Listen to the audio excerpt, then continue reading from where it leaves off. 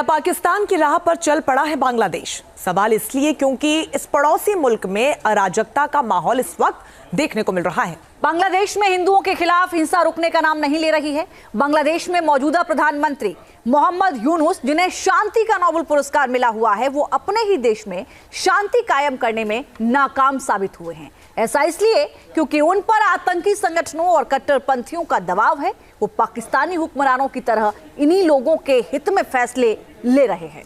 यानी बांग्लादेश के हालात पाकिस्तान जैसे हो गए हैं। ग्राउंड जीरो पर स्थिति क्या बनी हुई है, इस रिपोर्ट को समझिए।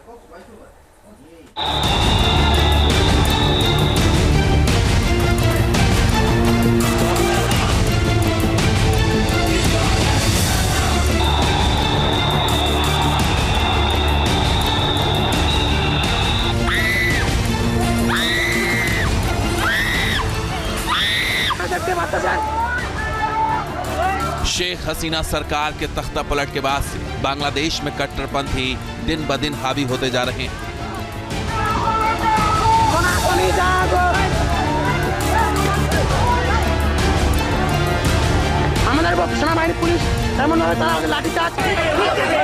जहां हिंदुओं पर हमले की घटनाएं बढ़ती जा रही हैं।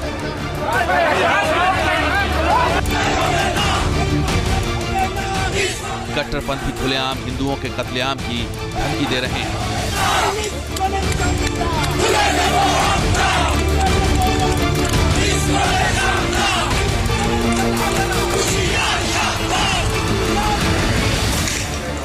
हिंदू मंदिरों पर हमले किए जा रहे हैं।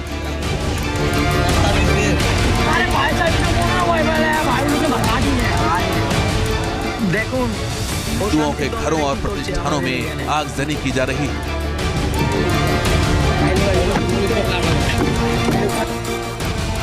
हिंदू संत कट्टरपंथियों के निशाने पर है। इस्कॉन से जुड़े संतों को गिरफ्तार किया जा रहा है। जगह जगह से हिंदुओं को प्रताड़ित करने की खबरें आ रही हैं। सुरक्षा बल हिंदुओं की धरपकड़ कर रहे हैं।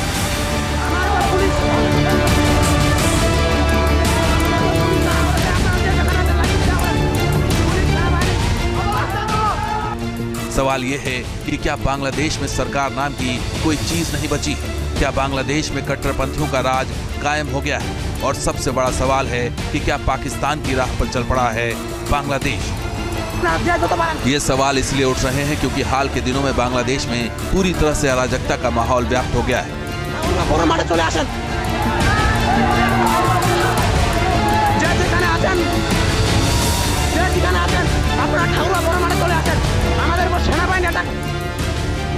दरअसल चिन्मय प्रभु की गिरफ्तारी के बाद इस्कॉन को लगातार टारगेट किया जा रहा है। इतना ही नहीं, हिंदू संतों को अगवा कर गायब करने की खबरें भी सामने आ रही हैं। चिन्मय प्रभु के संपर्क में आने वाले इस्कॉन के संतों पर भी बांग्लादेश की पुलिस शिकंजा कस रही है। इस्कॉन कोलकाता के प्रवक्ता राधा रमन दास ने कहा है कि चिन्मय प्रभु को भोजन और दवा पहुंचाने गए 2 संत आदि पुरुष श्यामदास और रंगनाथ दास को गिरफ्तार कर लिया गया है। जानकारी के मुताबिक इन दोनों को चिन्मय के पास ही जेल में डाल दिया गया है। चिन्मय प्रभु के सचिव को भी बांग्लादेश पुलिस ने गिरफ्तार कर लिया है। अभी तक बांग्लादेश में 4 ब्रह्मचारियों को गिरफ्तार किया गया है। 2 दिन पहले जब चिन्मय कृष्णा प्रभु को दवा और प्रसाद लेके 2 ब्रह्मचारी गए थे, तो वो जब वापस आ रहे थे उनको पुलिस ने गिरफ्तार कर लिया। और चिन्मय कृष्ण दास के जो सेक्रेटरी हैं उनको भी गिरफ्तार कर लिया गया है।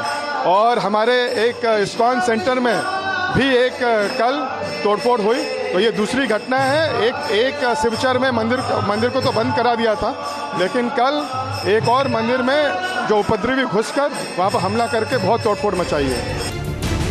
अब सवाल यह है कि आखिर कृष्ण भक्ति का प्रचार प्रसार करने वाला संगठन इस्कॉन कट्टरपंथियों की आंखों की किरकिरी क्यों बन गया है?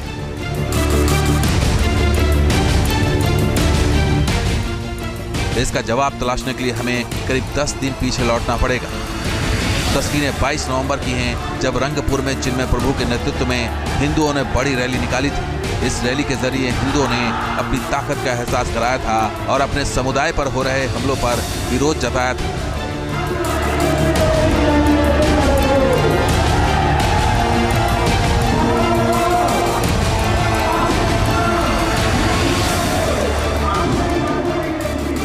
रंगपुर की रैली में करीब 4 लाख बांग्लादेशी हिंदुओं ने हिस्सा लिया था। इस रैली की तस्वीरों को देखकर ही यूनुस सरकार और कट्टरपंथियों के हाथ पांव फूल गए थे। इसके बाद हिंदुओं पर हमले का सिलसिला और तेज हो गया।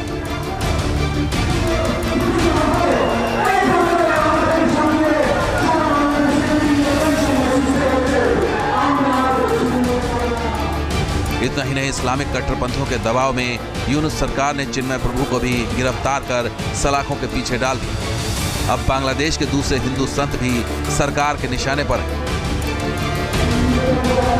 और बांग्लादेश जिसके रोम रोम में कण में माँ दुर्गा का वास था, माँ काली का वास था, हर कोने से माँ काली के जयकारे गूंजते थे। आज उन्हीं माँ काली के जो विग्रह को तोड़ा जा रहा है, मंदिरों को तोड़ा जा रहा है, ये ठीक नहीं है। उनको मार्ग प्रशस्त करें और संपूर्ण विश्व बिरादरी, वर्ल्ड के लीडर्स इस मामले को गंभीरता से लेकर के और इस पर अविलंब विराम लगाएं। बांग्लादेश सरकार न सिर्फ हिंदू संतों को गिरफ्तार कर रही है, बल्कि इसकी खबर दबाने की भी कोशिश में। बांग्लादेश की जानी मानी पत्रकार मुन्नी साहा इसका उदाहरण है, जिनके साथ इस्लामिक कट्टरपंथियों ने दुर्व्यवहार किया। तस्वीरों में देख सकते हैं किस तरह मुन्नी हमलावर भीड़ से घिरी हुई है।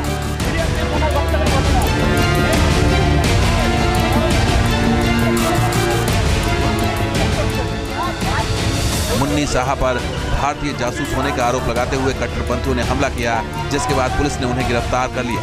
मुन्नी इस वक्त बांग्लादेश पुलिस की कैद में है, और वो भी सिर्फ इस वजह से कि वो एक हिंदू पत्रकार है। मुन्नी साहा की गिरफ्तारी के बाद बांग्लादेश में प्रेस की आज़ादी पर भी सवाल उठने लगे हैं।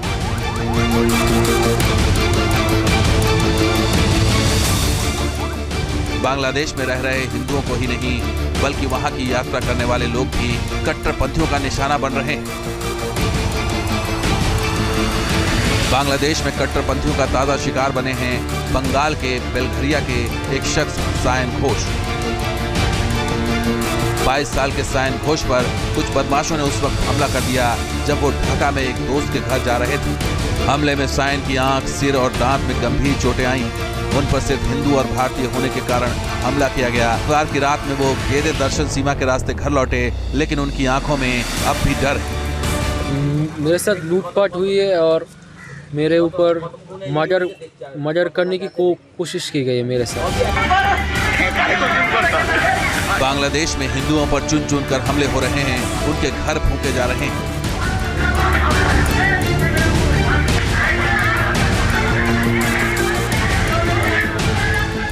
उन्हें घरों से बेदखल किया जा रहा है। तस्वीर बारिसाल के झालकाठी की है, जहां कट्टरपंथियों ने हिंदुओं के घर को आग के हवाले कर दिया। जिन घरों में आगजनी हुई उनमें एक घर हिंदू प्रोफेसर का भी। हिंदुओं पर कट्टरपंथियों का हमला पुलिस प्रशासन की शय पर हो रहा है। हिंदू मदद की गुहार लगा रहे हैं, लेकिन उनकी कोई सुनवाई नहीं हो रही।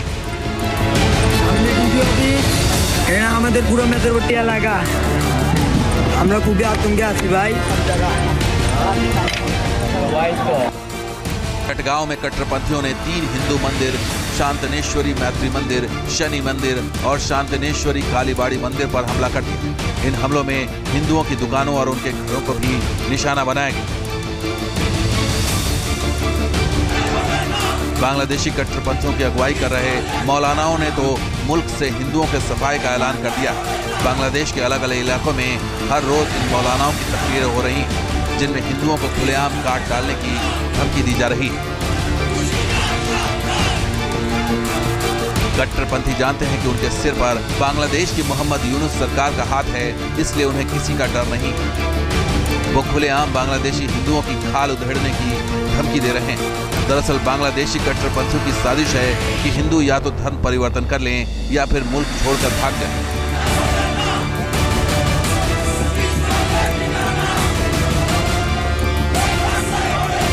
सड़कों पर ऐसे कट्टरपंथियों का जत्था मारने और काटने का सरेआम ऐलान कर रहा है। बांग्लादेश में हिंदुओं पर सिलसिलेवार तरीके से किए जा रहे हमलों से पता चलता है कि यूनुस सरकार पर इस्लामिक कट्टरपंथी किस कदर हावी हो गए।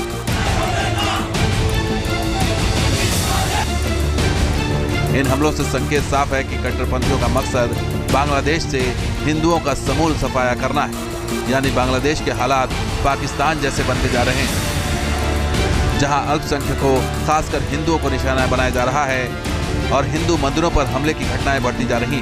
हालात बता रहे हैं कि कुछ महीनों पहले तक तरक्की की राह पर दौड़ रहा बांग्लादेश अब पाकिस्तान की राह पर चल पड़ा। पाकिस्तान की तरह कट्टरपंथियों के दबाव में बांग्लादेश सरकार ने भी हथियार डाल दिए हैं।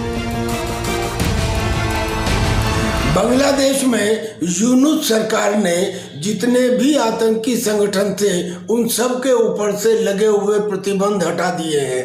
उनका मनोबल बढ़ चुका है। वो हिंदुओं के मंदिरों पे, हिंदुओं के घरों में ठीक वैसे ही हमले कर रहे हैं जैसे वेस्ट पाकिस्तान ने 1971 में ईस्ट पाकिस्तान में किया था।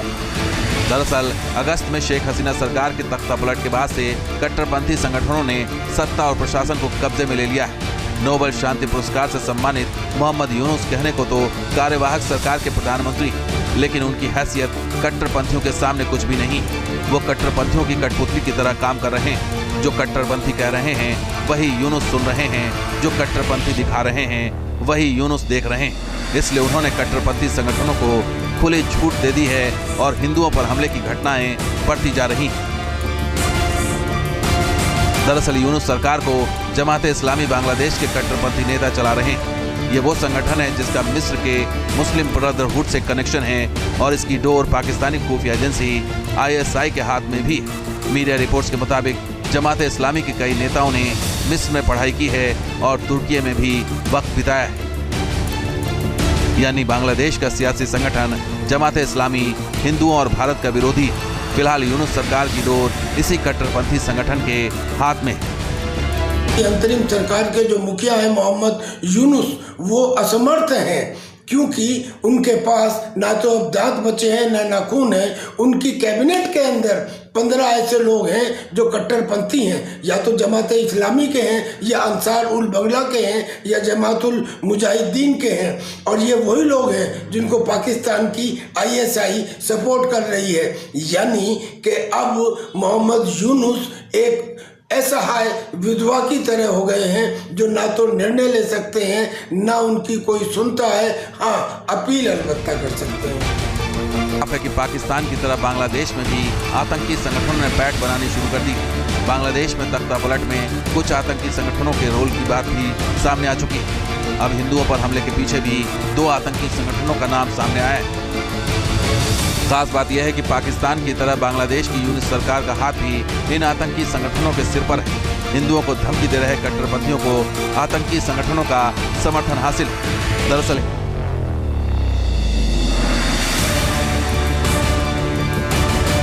हिंदुओं पर लगातार हो रहे हमलों में JMB और ABT के आतंकियों का हाथ बताया जा रहा है। अगस्त में JMB के करीब 700 आतंकियों ने शेरपुर जेल ब्रेक कांड किया था। इसके बाद हिंदुओं पर हमले की घटनाएं बेहद क्रूर और जानलेवा हो गई थी। यूनुस सरकार ने ABT के मुखिया जशीमुद्दीन रहमानी को भी जेल से रिहा कर दिया था। अब स्थिति ये हो गई कि चूंकि जितने भी आतंकी संगठन थे उनके ऊपर से प्रतिबंध हट गया, तो नए आतंकी संगठन जैसे पाकिस्तान में लश्कर तैयबा और जैश मोहब्बत जैसे संगठन है, ऐसे ही अब ये बांग्लादेश के अंदर भी सर उठा रहे हैं। बांग्लादेश में अराजकता का माहौल तब है जब उसकी अंतरिम सरकार की कमान शांति के लिए नोबेल पुरस्कार पाने वाले मोहम्मद यूनुस ने संभाल रखी है। न्यूज नेशन अब व्हाट्सएप पर खबरों के ताजा अपडेट के लिए न्यूज नेशन के इस QR कोड को स्कैन करें।